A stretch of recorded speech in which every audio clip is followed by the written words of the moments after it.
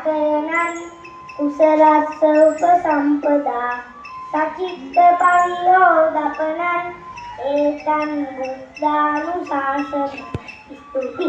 එම මිතුරාට ස්තුති. දෙවනුව දහම් කවිය ඉදිරිපත් කිරීමට පුමිදත මිතුරාට මා ආරාධනා කර සිටිනවා.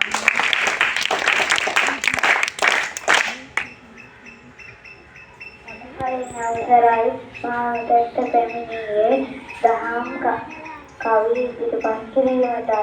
සිරිමත් මගේ සඛී යහපත් ළමයෙකි නොවන ඇත්තෙකි වැඩටත් සමතෙකි උදයම පුපුති මුහුණට දියදී කුලදෙවි නමදී ගේ දොර අමදී පාරංගයමට පත පොත වෙන සිට සිට වෙන දෙයකට නොහරි කිසි විට. ස්තුති. එම මිතුරාට ස්තුති. තුන්වෙනුව දහම් කතාව ඉදිරිපත් කිරීමට පන්චාරි මිතුරියට මා ආරාධනා කර සිටිනවා.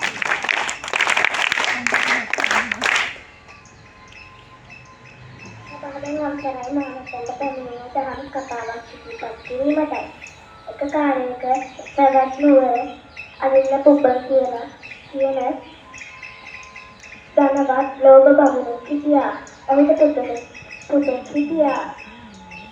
මේ බමුණා රත්තරන් කෑලි දෙකක් තලලා සම්මාගේ පුතාගේ කනට දැම්මා. ඒ කරාබු දෙක කිසිම හැඩයක් නැතුව තිබ්බ නිසා ඔහුට මට්ට කුණ්ඩලි කියලා නමක් දැම්මා.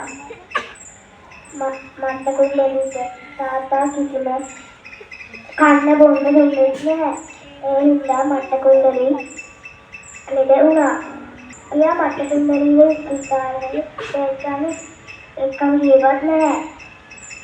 වෛද්‍යවරයෙක් එනවා වෙන ප්‍රතිකාර කරේවත් නැහැ. ඒ හින්දා මට්ට කුණ්ඩලිගේ තාත්තා ඔහුට ගස්වල පොට්ටු කොළ තලා ඔහුම පුතාට පෙව්වා. බුදුරජ සිරිගුරු ආකාරය බලා සාදුකාරයක් දී මට්ට කුණ්ඩලි මරණයට පත් වුණා. දෙවියන්ගේ ඉපදුණා.